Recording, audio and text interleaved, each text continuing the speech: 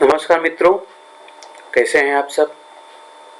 आशा है आप सब बहुत अच्छे होंगे और जहाँ भी होंगे जो भी कर रहे होंगे बहुत अच्छा कर रहे होंगे। मित्रों, आज आपके लिए मैं एक लेटेस्ट जजमेंट लेकर आया हूँ जो कि दो बालिग के विषय में है, जिसमें आपस में विवाह के इसलिए जो सहमत हों, जो दो बालिग हों उनके लिए है। ये सुप्रीम कोर्ट का जजमेंट है। तो दोस्तों, आइए देखते हैं इस जजमेंट को और समझते हैं कि इसमें सुप्रीम कोर्ट ने क्या कहा है। पूरी डिटेल, पूरा मैटर इस बात को समझते हैं। दोस्तों, इसमें आपको साइटेशन भी हम दे देंगे। साइटेशन पे सर्च करके जाके आपको जजमेंट को डाउनलोड कर सकते हैं। ठीक है दोस्तों, चलिए आइए इसी बात से इस वीडियो को स्टार्ट करते हैं।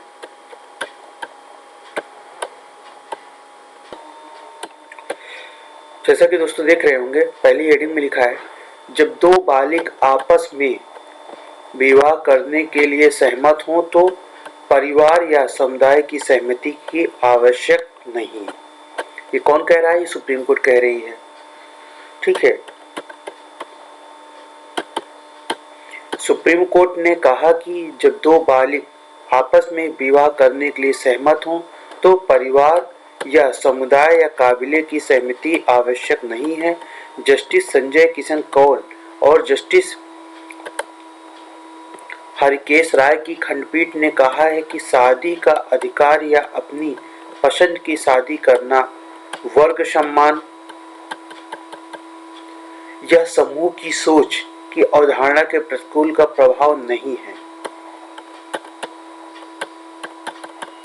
अदालत ने यह भी कहा कि पुलिस अधिकारी सामाजिक रूप से संवेदनशील मामलों को संभालने के लिए दिशा निर्देश और प्रशिक्षण कार्यक्रम तैयार करें।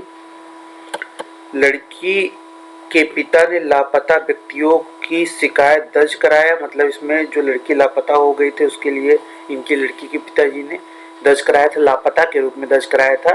जबकि मे भी हो सकता उनको पता रहा हो, बट उन्होंने जो दर्ज कराया था लापता के रूप में, वही ये कह रहे हैं। क्योंकि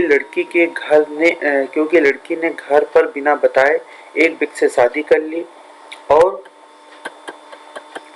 उनके ठिकाने और शादी के तथ्य को जानने के बाद भी जांच अधिकारी ने जोर देकर कहा कि लड़की को बयान दर्ज करने के लिए मुंगोट पुलिस स्टेशन के सामने पेश होना चाहिए ताकि मामला बंद हो सके। इस बात का सामना करते हुए दंपत्ति ने सर्वोच्च न्यायालय का दरवाजा खटखटाया, आरोप लगाया कि आयोग लड़की को कर्नाटक वापस आने के लिए कह रहे हैं, अन्यथा उसके पास आएंगे और उसके परिवार के सदस्यों के कहने पर ही पति के खिलाफ अपहरण का मामला दर्ज करेंगे। पीठ ने इन युक्तियों को अपनाने में आयोग के आचरण की आलोचना करते हुए जांच अधिकारी को परामर्श के लिए भेजा जाना चाहिए ताकि ऐसे मामलों का प्रबंधन कैसे किया जाए। तो दोस्तों, यहाँ आपने बहुत ठीक समझ लीजिए चीज़ों को। बहुत सिंपल सी बात थी कि घर वालों ने एफआईआर दर्ज करा दिया लड़के के खिलाफ, लड़की के खिलाफ, ठीक है, जो कि अननोन के रूप में थी। और एफआईआर दर्ज होने के बाद जो आयोग जो इन्वेस्टिगेशन ऑफिसर होते हैं उनके, वो लड़की को बुलाकर उससे ज़बरदस्ती बयानबाजी करवा रहे थे, ज़बरदस्ती उसको परेशान कर रहे थे। और इसी आयोग को सुप्रीम कोर्ट ने सख्त तल्ख लहजे में उसकी कड़ी आलोचना की और उनको ठीक से मामले की जांच करने के लिए बोला और बोले कि ऐसे मामलों में पुलिस को तो साथ देना चाहिए, ना कि पुलिस को जबरदस्ती घर के प्रभाव में आकर दंपत्ति को परेशान करना चाहिए। कोर्ट ने कहा कि पुलिस अधिकारियों के लिए आगे का रास्ता न केवल वर्तमान आयोग को परामर्श के लिए है, बल्कि पुलिस कर्मियों के लाभ के लिए ऐसे मामलों से निपटाने के लिए एक प्रशिक्षण कार्यक्रम है।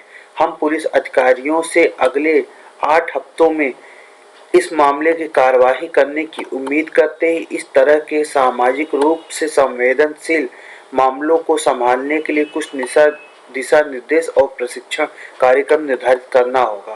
कोर्ट ने आगे कहा कि शिक्षित युवा लड़के और लड़कियों अपने जीवन साथी का चयन कर रहे हैं जो समाज के पहले मापदंडों में अलग हैं और जाति और समुदाय प्रमुख भूमिका निभाते थे। संभवतः यह आगे का रास्ता है जहां तक इस तरह के अंतर विवाह से जाति और समुदाय में तनाव में कमी आएगी, लेकिन इस बीच इन विवाहों के बड़ों के धमकियों का सामना करना पड़ता है। इसलिए न्यायालय इन युवाओं की सहायता के लिए आगे आते रहे हैं और आते रहेंगे भी। न्यायालय के पहले न्यायिक घोषणाओं के अनुसार हमारे परिवार में यह स्पष्ट है कि परिवार या समुदाय या कबीले की सहमति आवश्यक नहीं है जब दो वयस्क मतलब दोनों 18 प्लस हों। ठीक है, जैसा कि आप सभी जानते हैं, वयस्क व्यक्ति एक विवाह में प्रवेश करने के लिए सहमत हो जाते हैं तो उनकी सहमति को प्राथमिकता दी जाती है। इस संदर्भ में देखा गया है कि किसी व्यक्ति की पसंद की गरिमा का एक अटूट हिस्सा है और उसकी गरिमा को बनाए रखने के पसंद के लिए पसंद की अहमियत जरूर है। इस तरह के अधिकार पसंद, वर्ग सम्मान या सामूहिक सोच की अवधारणा की वजह से समाप्त किए जा सकते हैं। तो इसमें दोस्तों आप साफ साफ देख रहे हैं कि सुप्रीम कोर्ट सख्त और तीखे लहजे में कह रही है कि जो दो बालिग व्यक्ति हों, अगर वो दोनों एक दूसरे के साथ शादी करना चाह रहे हैं, ठीक है, एक दूसरे के साथ रहना चाह रहे हैं, तो चाहे वो किसी भी समाज से बिलोंग करते हैं, किसी भी धर्म से बिलोंग करते हो, किसी भी जात से बिलोंग करते हो, उनके इस कार्य में पुलिस प्रशासन के साथ साथ अदालत का भी पूरा सहयोग है और होना भी चाहिए, क्योंकि वो दोनों एक नए समाज का निर्माण कर सकते हैं। एक नया समाज उनके माध्यम से बन सकता है। इसलिए अदालत ने ये महत्वपूर्ण फैसला ले आया है, जो कि सुप्रीम कोर्ट का फैसला है। ठीक है, अब आइए आगे देखते हैं इसमें क्या है। अदालत ने साफीन जहान बनाम अशोकन के एम और अन्य न्यायमूर्ति के एस पुट्टा स्वामी बनाम भारत संघ मामले में कोर्ट द्वारा लिए गए निर्णय को संदर्भित किया। बेंच ने कहा कि शफीन जहां बनाम अशोकन एम के मामले में न्यायालय ने कहा था कि समाज एक महत्वपूर्ण परिवर्तनकारी अवधि के माध्यम से उभर रहा है। शादी की गोपनीयता के अंतर्गत आता है और विश्वास के मामलों का उन पर कम से कम प्रभाव होगा। भारत के संविधान अनुच्छेद 21 का अभिन्न अंग के रूप में पसंद व्यक्ति से शादी करने का अधिकार है। इस संबंध में न्यायमूर्ति के एस पुट्टा स्वामी बनाम भारत संघ में 9 न्यायाधीशों की पीठ के फैसले को स्वतंत्रता के संदर्भित किया जा सकता है। पीठ ने कहा कि परिवार और विवाह संबंध में एक व्यक्तिगत अंतर को व्यक्ति की गरिमा से जोड़ा जाता है। इस प्रकार न्यायालय ने एफआईआर को रद्द कर दिया और बेंच ने कहा कि हमें उम्मीद है कि लड़की के माता पिता को इतनी समझ है कि वे शादी को स्वीकार करेंगे और इसके साथ न सिर्फ अपनी बेटी और उसके पति के साथ सामाजिक संपर्क को भी स्थापित करने के लिए एक बेहतर समझ होगी। हमारे विचार से यह एकमात्र तरीका है। रिट याचिका भविष्य के लिए कुछ आशा के साथ निपटारा करते हुए पीठ डॉक्टर बी.आर. अम्बेडकर की जाति का उन्मूलन थ्योरी को कोट करते हुए कहा कि मुझे विश्वास है कि असली उपाय अंतर्विवाह है।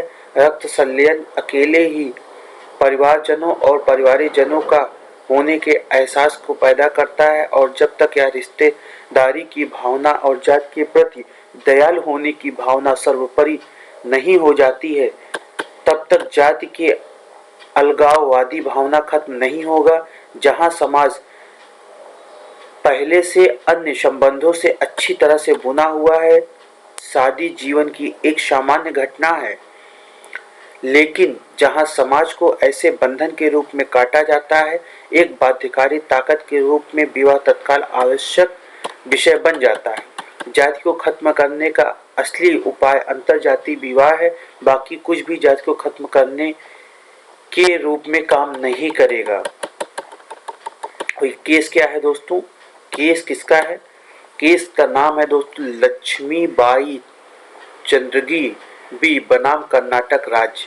ठीक है, और इनके कोरम में कौन कौन जज साहब बैठे थे? इनके कोरम में बैठे थे जस्टिस संजय किशन कौल और जस्टिस हरिकेश राय। ठीक है, और इसका साइटेशन ये दिया गया है LL 2021 SC 79। ठीक है, तो ये दोस्तों आपको मैंने इसमें कंप्लीट जानकारी बताया और कैसे समाज में किस लिए अंतर जाति विवाह होना आवश्यक है ताकि जातियों को खत्म किया जा सके और जो समाज में गंदी भावनाएं दुर्भावना पल रही है कि लोग शादी करना नहीं चाहते, अंतरजातीय विवाह अगर कर भी लेते हैं तो बड़ी मुश्किल से उसको लोग एक्सेप्टेंस नहीं करते, समाज एक्सेप्टेंस नहीं करता। आपके अगल बगल में उदाहरण मिल जाएंगे, ठीक है।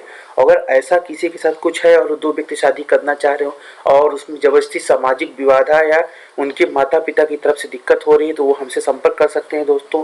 मेरा नाम जैसा कि आप सभी लोग जानते होंगे विवेक कुमार मौर्य है, advocate high court of Allahabad, ठीक है। मेरा मोबाइल नंबर है 9696313514, ठीक। तो आप सभी लोग संपर्क करिए। अगर किसी के साथ ऐसी कोई प्रॉब्लम है, ऐसा कुछ है, वो शादी करना चाह रहे हैं, नहीं हो पा रही, तो मैं कोर्ट के माध्यम से उनकी शादी जरूर करवाऊंगा, ठीक है। और उसके मामला का निपटारा जरूर से जरूर होगा। तो इन्हीं बातों के साथ चलते हैं दोस्तों। जय हिंद, जय भारत।